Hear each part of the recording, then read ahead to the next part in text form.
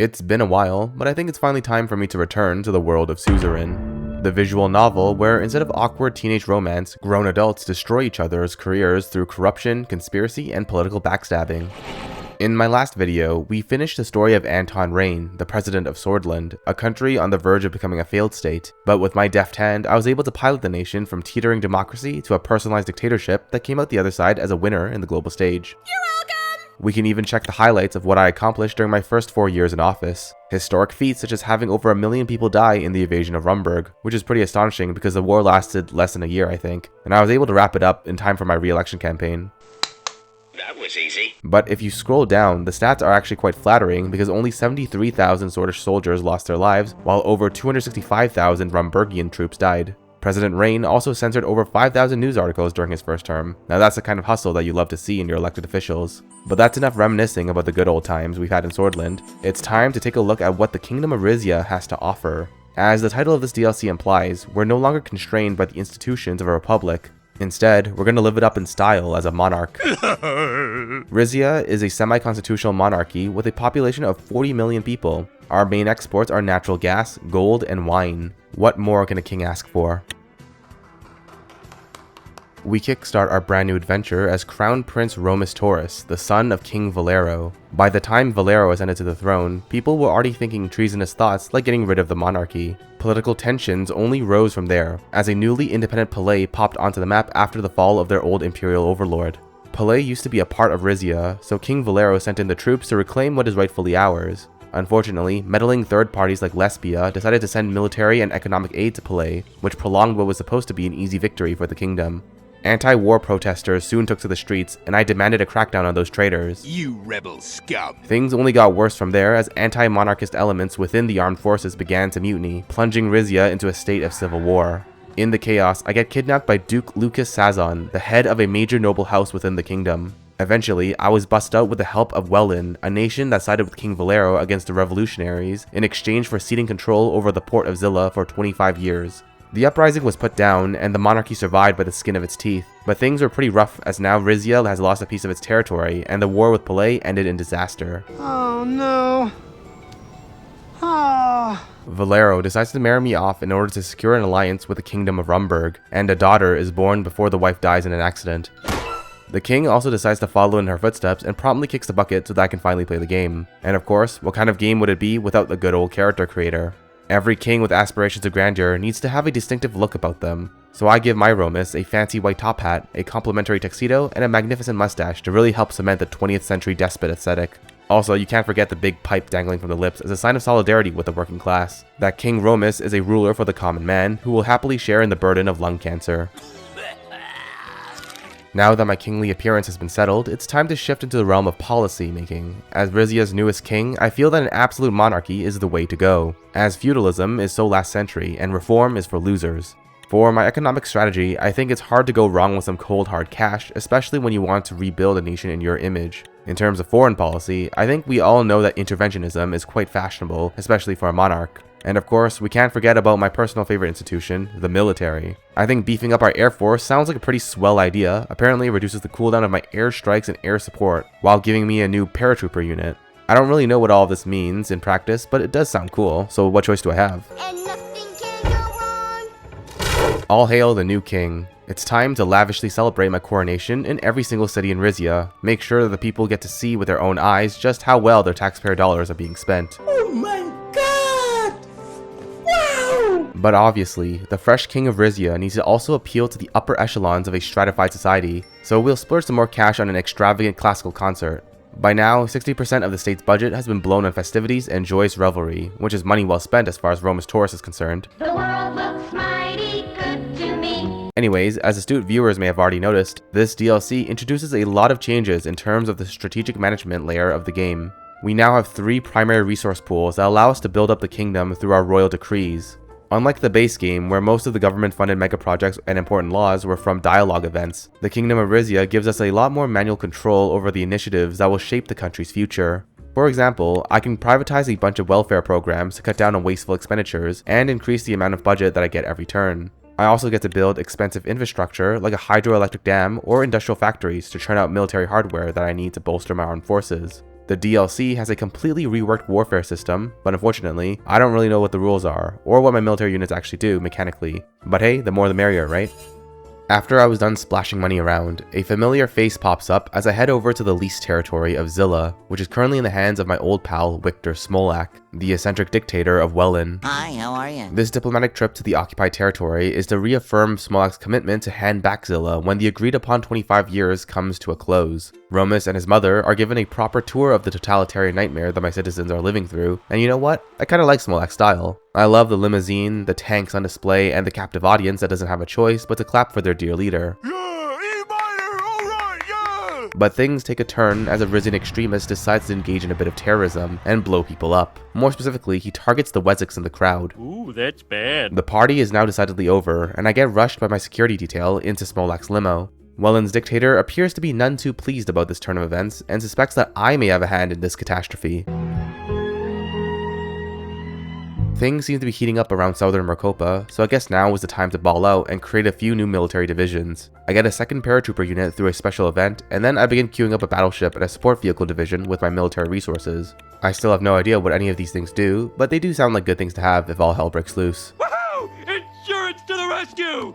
I make it back to my capital city of Port Drazon and get debriefed by my counselors about what we now know about the Zilla bombing incident. Wellin believes that a Rizian nationalist group known as Su Omina is responsible for the bombing, but I think that's a bunch of baloney. My supporters are all very lovely people. But regardless, President Smolak is going to use this incident as an excuse to delay the handover of Zilla. But if I can figure out who the real culprits were, then perhaps Smolak can be persuaded to give back my territory diplomatically. I give my military counselor Lucida Azaro extra funds to expand our intelligence force and begin a proper investigation into who is responsible for the Zilla bombing incident. Meanwhile, I publicly defend and proclaim that the nationalist group is innocent without really knowing either way, but that's the reality I want to manifest, so saying it loudly and proudly is the best way to go. And that makes me king, see? But geopolitics wait for no one, as I soon get a visit from the monarch of Rumburg, Queen Beatrice Livingston, my sister-in-law, and leader of a coalition of monarchies that Rizia is a part of. She remarks upon my troubled relationship that I have with Wellin, and she lays out a rather simple plan to kill two birds with one stone. The Queen of Rumburg is a major importer of energy, including of Wellin's oil. If Rizia can supply Rumburg with their energy demands, then the Queen will completely cut out Wellin, applying pressure on Smolak economically. She does drive a hard bargain though, as this deal will see my country's energy per turn drop to 0, which is something that no autocrat wants to see. But I still think the deal is a good one, especially since right now the budget is my biggest chokehold, preventing me from building as rapidly as I would like, and so I agree with Rumburg's energy scheme. Alright, who's ready to make a little money? As my plans and machinations begin to take shape, I find myself sidetracked by a private discussion with my war counselor. Lucida tells me of her worries that the Grand Duchy of Palais might get swallowed up in the great power rivalry between the capitalist and communist blocs. I jump to the natural conclusion that we should be the ones to conquer Palais for its own good, to prevent foreign powers from meddling with Rizia's backyard. Lucida surprisingly favors a diplomatic approach in dealing with the renegade duchy, but I'm pretty confident that strength of arms is the only real solution to any geopolitical situation. Come on, boys! Those white flags are no match for our muskets! To that end, I should probably make sure that the kingdom's military class is loyal only to me, so I begin to make the moves on Lucida, who is the heir apparent of House Azaro, the noble family that is effectively in charge of all military affairs. I am the king of Rizia after all, so it's about time I live up to that title. After my little rendezvous with Lucida, I'm feeling extremely confident about how everything is going, so when a substantial crowd begins to protest about their lack of access to quality welfare programs, I decide to disperse these naysayers by force. No one gets to rain on the king's parade. We're gonna straighten you out! This'll fix you! As my romantic pursuits unfurl in the background, another pressing matter comes to my attention. A massive offshore gas field has been found to the east of the Rizian coastline. Unfortunately, the underwater gas field that we've named Aureus intersects both Rizian and Palaisian territory. The ruler of Palais, Duke Reinhardt, believes that the entirety of this gas field is his for the taking and has already dispatched a drill ship to the site. This undersea cash cow is estimated to contain more gas than the reserves of both Palais and Rizia combined. Whoever controls this gas field will become Marcopa's next energy superpower. Our intelligence has also uncovered Lesbian involvement in Palais' drilling expedition, which is troubling as Lesbia is part of the ATO, the military alliance of Western capitalist states. Ever since Lesbia helped the Grand Duchy of Palais survive King Valero's previous invasion, they have been in their pocket, so it is little wonder that Lesbia is now pulling the strings to get their greedy paws on this gas field. Lorento, my counselor on foreign affairs, urges diplomacy with Palais, but I've had enough of this self-proclaimed duke sailing around like he owns the place. I'm gonna put some dirt your eye. I need that gas field, and so some geopolitical brinksmanship is on the menu. I order the Rizian navy to sail out and enforce a blockade on Palais. I will show Duke Reinhardt that it takes two to tango, and that King Romus Taurus has an appetite for trouble. I'm ready! My domestic woes compound as there seems to be a lack of affordable housing and the living standards are wretched for the common people. But you know what? That's life. My attention is squarely focused on making sure that Rizia does big beautiful things on the world stage that will shape the course of 20th century politics. Wow! A tense atmosphere settles in as I fly over to Palais to meet with Duke Reinhardt for some last minute negotiations. The stakes could not be higher as I walk into Duke Reinhardt's castle where we get down to business. Reinhardt is none too happy about the Rizian navy intercepting his drill ship and thinks that this blockade violates Palaisian sovereignty. I inform the Duke that Palais' continued autonomy is only possible due to Lesbian interference. Duke Reinhardt makes plain that the Aureus gas field is vital to Palaisian interests and is willing to put it all on the line. But I am not going to back down to a Lesbian puppet and make it clear that Rizia is not shy about using force to get its way. I tell the Duke that my warships are staying put. As we reach an impasse, Reinhardt decides that the Alliance of Nations need to get involved. Boo! Hiding behind multilateral forums instead of having our ships blow each other up is a rather unfashionable thing to do, and I subtly threaten military escalation regardless of the outcome. But even as I threaten to invade Palais, it's probably a good idea to avoid becoming a pariah state on the world stage. After all, I do need my economy to be functional if I am to wage all-out war against my neighbor. So as I head to Kairut for the Alliance of Nations Summit, where world leaders get to diplomatically smack-talk each other, I very carefully signal that Rizia is definitely not the aggressor and that everyone just needs to chill out and look the other way. Look, I think if we all just take a couple of deep breaths here and just try to... It goes about as well as expected, and Lesbia's Western allies in the ATO condemn my actions, but hey, strong words don't really count much in this day and age, and it certainly won't stop me from getting my hands on all that sweet natural gas. It's mine, you understand? Mine! All mine! But I also have a few more diplomatic rabbits to pull out of my politician's hat, and it involves my neighbor Morella. This is a parliamentary republic that has recently elected a left-wing prime minister, and has come into alignment with Socialist Volksland, a regional power on par with Lesbia. Since it seems that the capitalist bloc is throwing their weight behind Palais in the arbitration process, I'll instead seek out help from the Pinko squad. I strike a conciliatory attitude towards a multinational energy deal known as MITS that Morella believes is unfair. These lefties may make for strange bedfellows for a monarch seeking to tighten his grip on power, but when it comes to the flow of energy goods, ideology takes a back seat. I need oil, silly. Crisp oil! At the very least, Morella and Volksland seem interested in what Rizia has to offer. Though, in truth, I'm holding out very little hope that my diplomatic overtures will result in the AN arbitration going my way. So, I think it's time to really kick the military-industrial base into overdrive and scale up my production lines in preparations for a kinetic contingency plan. Rizia is really shaping up to become a force to be reckoned with, not just in the military department, but also in terms of raw economics. I'm generating 11 authority and 13 budget points per turn, which gives me almost complete freedom to enact the most expensive of royal decrees, with the caveat that my energy surplus is dwindling fast, which is the last major constraint in my capacity to build more military factories. Oh my god! Okay, it's happening! I'm feeling pretty good about Rizia's relative strength in this corner of Mercopa, and not a moment too soon, as it's time to revisit the issue of Zilla. Ever since the terror attack on Smolak's parade, the dictator of Welland has been uncharacteristically quiet, but has now broken the silence with news that he now plans to hold the territory of Zilla hostage for an additional 3 years. My counselors believe that Smolak will try to squeeze concessions out of Rizia using the reunification of Zilla as his primary bargaining chip. This was not entirely unforeseen, and I have already begun laying the groundwork to sway public sentiment from within Zilla to favor reintegration with Rizia, which has not been that difficult due to how terrible conditions are under Welland's occupation. I invited him over to Rizia's capital of Port Drazon to try and see if we can hash out some of our differences. Victor Smolak was doing his classic mustache-twirling villain bit, but eventually we got down to brass tacks. We went into aggressive negotiations. The dictator of Welland explains that he now believes his Wessex citizens living in Zilla would be persecuted under Rizian rule, so he now wants to do a few more trust-building exercises between our nations to put his bleeding heart at ease. Smolak wants to craft a long-term partnership between our countries so that I can't simply ditch Welland once I get Zilla back. Smolak lays out a buffet list of agreements, and now I must pick the ones that I can stomach. On the economic front, I decided to start importing Welland's oil, as that is actually a pretty good trade for me since energy is my primary bottleneck right now, and also I'm able to balance our trade by exporting to Welland some Rizian wine and small arms. I'll sweeten the deal further by promising to send some warships into the Strait of Krelek to prevent insurgents from flowing into Zilla, and I'll also give full equal rights for Wessex citizens. As Smolak gazes upon our proposals, he seems to be pleased by what his eyes are telling him, and promises us a smooth handover of Zilla. It seems that our relationship with Welland has gotten a bit better, and I even got some extra oil out of the agreement, which is always something to be happy about. Listen to me.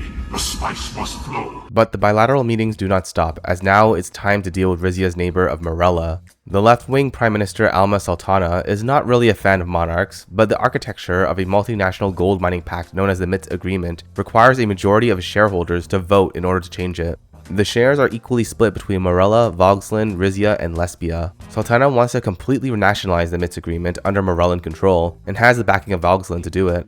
The capitalist Lesbia will never agree to something like this, so Rizia has the final vote on whether or not the MITS Agreement will change. Obviously, giving up Rizia's shares in gold extraction is never going to fly, but I do have a counter proposal that could satisfy both countries' appetite for precious metals. I suggested to the lefty Prime Minister that we could redistribute Lesbia's shares straight into my kingdom's wallet, turning the MITS Agreement into a 50-50 split between Rizia and Morella. Prime Minister Sultana is not opposed to this arrangement, but wants a few more concessions in order to feel comfortable. I decide that every single condition is acceptable with the exception of a new pipeline, as that would be unsustainable for my energy consumption, and the money that I would get out of exporting to Morella is actually not that good. I like money. Soon enough, I receive celebratory news from my foreign affairs counselor who relays to me that the Morellan authorities are satisfied with our offer. It seems I'll be able to kill two birds with one stone as I reappropriate Lesbian assets while expanding my geopolitical footprint across South Marcopa. Alongside my strategic chicanery, I've also been busy building out Rizia's intelligence, logistics, naval, and aerial infrastructure that will allegedly buff my armed forces in ways that I still don't quite understand, but is looking increasingly likely that it will be needed in the very near future. I don't want peace. I want problems, always. Those scheming weasels at the ATO were able to persuade the Alliance of Nations to officially rule that the Aureus gas field fully belongs to Palais and that Rizia must withdraw its navy. These globalist institutions think that they have power over me, but I am willing to gamble that no state actor will do anything of consequence to enforce their resolution. The international community is free to condemn King Romus all they want. It doesn't change the fact that Palais will be Rizian land soon enough. So I will simply ignore the proclamation and maintain my blockade. If Palaisian ships open fire, then that's my pretext to launch my much anticipated war of choice. My jingoism is suddenly met with a brand new situation that may very well become the flashpoint that jumpstarts my war of conquest. 3 Palaisian ships tried to force their way through the Rizian blockade and ended up ramming into my flagship, the RRN Valero. The rest of the Rizian Royal Navy then opened fire and ended up capsizing one of their ships and plunging Palaisian sailors into dangerous waters. The flagship's hull was breached in the collision and requires a lot of help to contain the flooding or else risk losing our most prized naval asset. My council worries that letting the Palaisian sailors drown can be used by Palais as a propaganda tool to turn global sentiment against Rizian belligerents. But I could not care less about the human cost, and so I ordered the military to mobilize a rescue crew from the mainland to help repair our flagship, ignore the drowning sailors, and detain the surviving Palaisian ships that took part in the ramming incident. These guys tried to break my blockade, now they have sea salt in their veins. See you, chump. I also received congratulations from the recently elected 4th president of Swordland, Anton Rain himself. What a great democratic leader. But looking at the clock, it's time for me to meet someone who is neither great nor democratic, Duke Reinhardt. He is not a happy chappy about how Rizia has broken international law and sank one of his boats. I told the Duke that the AN resolution was clearly manipulated by his Western sponsors to be biased against Rizia, and therefore illegitimate. Reinhardt doesn't appreciate my bullying and demands that I concede my claim to the gas field, while also paying reparations to Palais. I flatly reject his delusional terms, and Duke Reinhardt doesn't take it well. He declares that he will be sending in the Palaisian Navy to block Rizia's access to the Aureus gas field, which is exactly the kind of military escalation that I was looking for. The die is cast. There is no turning back now. This is where the fun begins. But you know, a part of me kind of was hoping that Duke Reinhardt was more of a Neville Chamberlain kind of guy who would fold to my demands. But oh well, I guess I'll just have to take the whole thing in one go.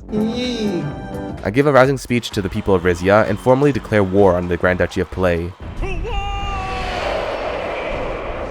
The year is 1955. The Second Rizian-Palaisian War has erupted, and my people love every second of it, Jerry.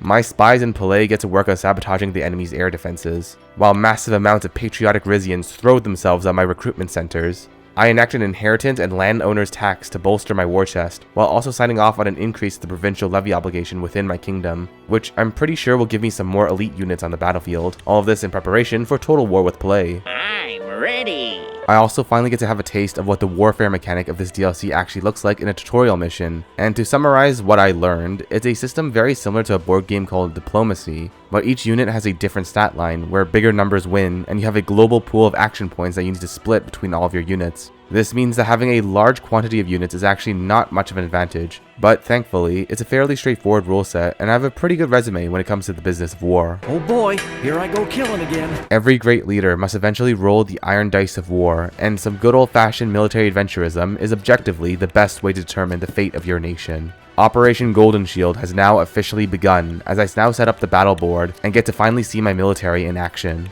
In this phase of the war, I've got 2 objectives I need to take and hold. There's a lot of enemies to chew through, and I only have 6 action points per turn. If I am going to take the cities, I'll have to mass my forces for a northwest axis of attack that is also capable of pinning down tank divisions sitting on Palay's western border. Both objectives are unfortunately inland locations, meaning my navy is just going to sit there and look pretty. Zeeks is the enemy city that is closest to my deployment zones, so I'll put my best offensive units, the Azaro Elites, right next door, and they will be backed up by 2 support vehicle divisions, which should give me enough firepower to overwhelm Zeeks early on in the offensive. My other units will focus on pinning down the rest of Palay's army, so that my offensive push from the northwest can roll into the second city of Arcey.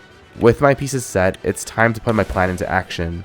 I order an Azaro elite unit to charge the fortress of Dagda, where the enemy soldier division is getting defensive buffs from its location and adjacent allies. I support the Azaro unit's offensive push with my support vehicles, but that leaves the battle in a stalemate, and due to Palay's anti-air defense, I can't use air support to buff my unit, which I didn't expect because the in-game text says it prevents bombing, not air support, but oh well, that's fine. My disappointment is immeasurable. I switch gears and start checking to see if I can do something with my mountaineer unit against a tank division. Turns out, putting armored columns on top of mountains make them easy targets for heavy artillery, allowing my mountaineers to draw first blood and knock out a tank unit for free. This early momentum convinces me to commit more resources to my frontal assault against Zeeks, and I lock in my Sazon levies to give a +3 support bonus to my Azaro elites, juicing them up to break through enemy lines at Dagda.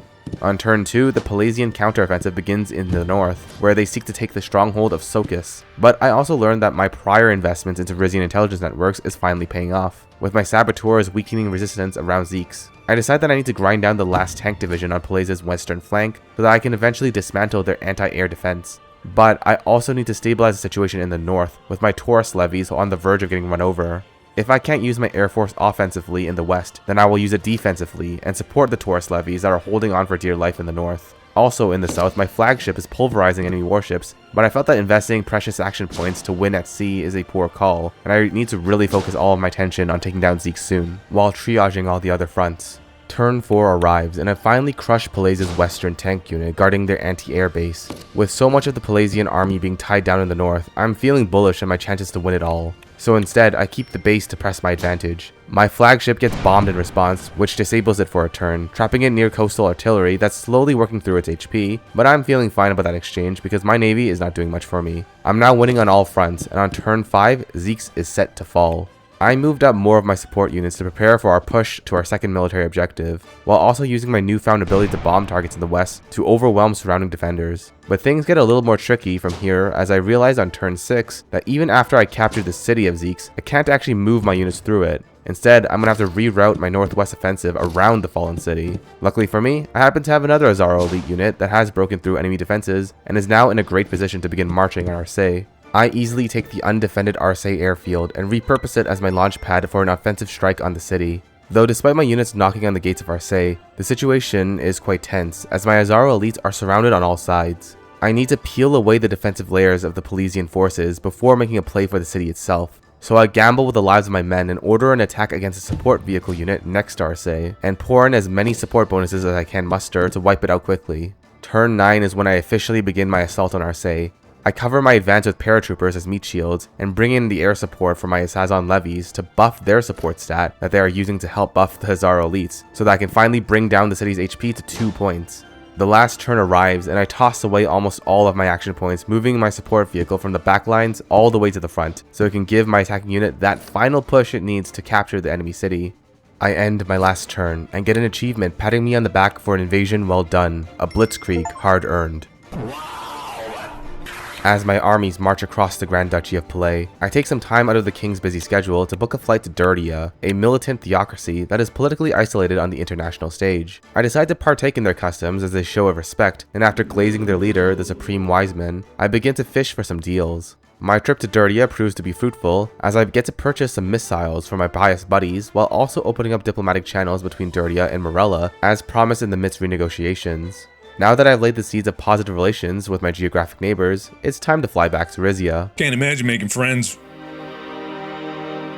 As I wage a war against my geostrategic rivals, I feel it's about time for a political purge at home. One consistent thorn in my side is my upstart cousin, Rico Taurus, who is currently the Duke of Iza, but is kinda garbage at his job. But more importantly, he's been getting a little too big for his britches, and appears to be building his own base of power with his influence over Rizian nationalist groups.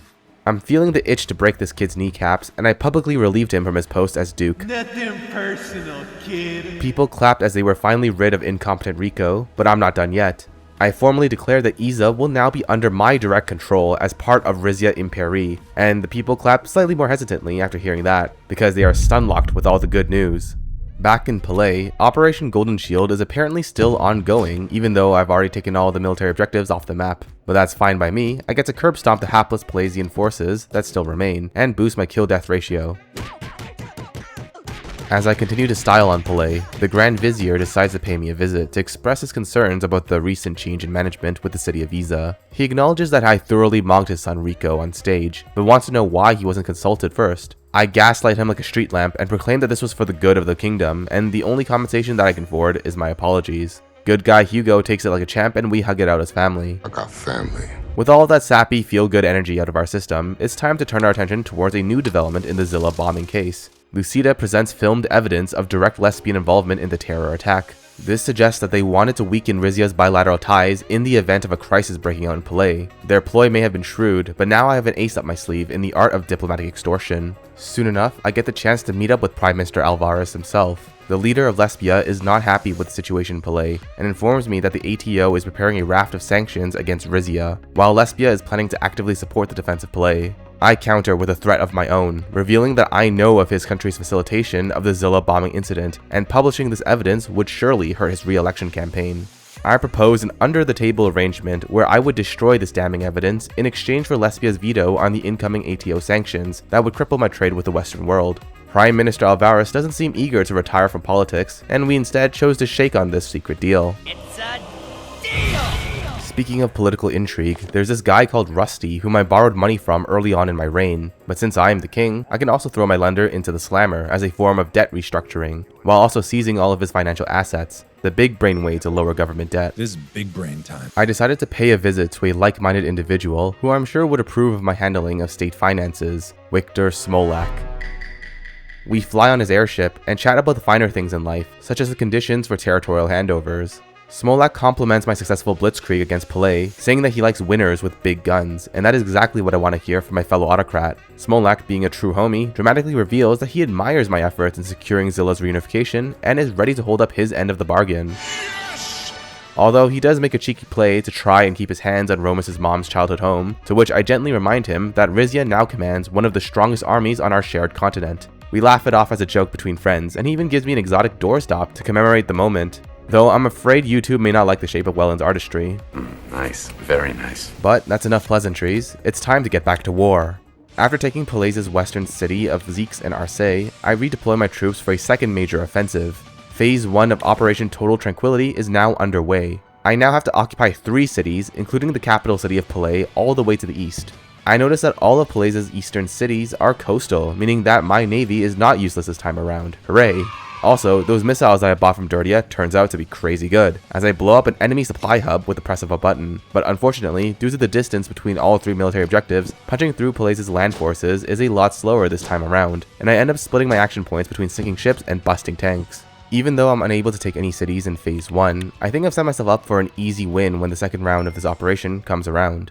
But as the war reaches its climax, I realize that this is my chance to fully consolidate my vertical of power. I pay a visit to the House of Delegates, the parliamentary body that King Valero set up as a form of appeasement to the democratic reformers. But the days of independent political parties being able to vote is coming to an abrupt end, as I march into the chamber flanked by armed soldiers. The reformists were none too pleased with this development and complained that having gunmen in the room with us is rather unsavory. I remind the opposition that the king's decisions supersede all others, which becomes a perfect segue into what I came here to do. I formally declare the dissolution of the House of Delegates. The king and his council will henceforth be the sole ruling authority in Rizia. Oh yeah. It's all coming together. The opposition cries out that the king has gone mad. Even Uncle Hugo seemed afraid of what I have become. But the deed is done, and I dismiss the House of Delegates for the last time. I have finally torn away the last vestiges of checks on my power and transformed Rizia into an absolute monarchy. I love democracy. But my Machiavellian maneuvers go far beyond the borders of Rizia, as now it's time for the MIT's renegotiations, where Lesbia is about to get blasted. Everything goes exactly as planned, and the MIT's agreement is now a 50-50 split between Morella and Rizia, after a 3-to-1 vote to reallocate the shares of Vogsland and Lesbia to our respective countries. Prime Minister Alvarez is positively fuming about getting cut out of the MIT's agreement and promises an escalation in the Palais conflict as retaliation against Rizian treachery, but unfortunately for the Prime Minister, it's far too late to change the outcome of this war. Phase 2 of Operation Total Tranquility kicks off with my forces advancing on all fronts, with the city of Ramaz under siege and Soleil under threat. My navy has now thinned out the Palaisian fleet, and I'm finally able to use my ships to help capture an enemy city. Ramaz is the first to fall, and coincidentally, my Dirtian missiles have also been reloaded. The second wave of steel rain falls upon the port of Palais, where their flagship is docked, erasing it from the board. With the enemy fleet decimated, it became incredibly easy for me to blockade the Palaisian Gulf, and perform an amphibious invasion to capture the coastal artillery on their eastern peninsula. The Palaisian forces are now just one push away from being completely broken, and I press the advantage, with my flagship able to give a +5 bonus to the Azaro elites attacking Soleil, and with full control over all their airfields, I can spam out bombing attacks at will to brute force my way through their last line of defense. Soleil falls on turn 8. Their capital city is now in my sights. I drop in paratroopers on their backlines, I storm the beaches with more marines, and my Azaro elites are tearing through the last remnants of the Palaisian army. All my forces now converge on their capital to deliver the death blow to the Grand Duchy of Palais. Operation Total Tranquility is a roaring success. The war is finally over. Rizia stands victorious. With all this newfound clout Rizia has built up, I think it's about time for me to reshape the world order. I decided to initiate a diplomatic process to bring the nations of Welland, Morella, and Dirtia closer together as part of a new power block centered around Rizian might. Our 4 nations could not be any more different, with Rizia an absolute monarchy, Morella a socialist republic, Dirtia a theocracy, and Welland a dictatorship. But we all share a common point of interest in not wanting to be sucked into the orbit of the superpowers. So I propose that our nations formalize a comprehensive pact, binding our countries together in mutual cooperation. After greasing the wheels a bit with my manpower and wallet, we all agreed to form the Inter-Mercopum Alliance, a great way for King Romus to show that Rizia's ambitions cannot be contained, and that the kingdom is not isolated even after annexing its neighbor. Although Queen Beatrice of Rumburg doesn't take too kindly to Rizia rebalancing the world order, and decides to kick us out of the monarchist group of Grace, which is fine by me since I already know that Rumburg is going to be in for a rough ride with Swordland's newest president. So being able to avoid that debacle is probably for the best. Bye-bye. But one thing I definitely don't want to miss is the victory parade in Palais. There's nothing more festive than marching through the shattered strongholds of your enemies and getting a good look at all the new taxpayers. Although Duke Reinhardt doesn't seem to be in a celebratory mood, as I make my way over to the Forlorn Duke, I decide to go out of my way and stomp on a half-burnt flag of Palais for good luck. Once I reach the sad man, he unconditionally surrenders and presents to me his crown. I put the crown of Palais on top of my top hat and force the ex-duke to kiss my ring before ordering the guards to throw this clown straight into prison. After all my trials and tribulations, Rizia has finally been made whole. My irredentist policies have borne fruit. My jingoistic ideals have been vindicated. My economy is booming thanks to our newly acquired gas field and generous state subsidies, funded by the spoils of war. The House of Delegates has been dismantled, and in its place, a military base, a poignant symbol of the king's absolute power. I am the Senate. 8 years is all it took for history to remember him as Romus the Great. My kingdom, my Rizia, my Suzarin. Thank you guys so much for watching. I finally returned to the Suzerain universe, and playing through the Kingdom of Rizia DLC was a ton of fun. I hope you guys enjoyed watching this video, and if you've made it all the way to the end, please consider liking and subscribing. Your support means a lot to me. As always, I hope to see you all next time, but until then, goodbye for now.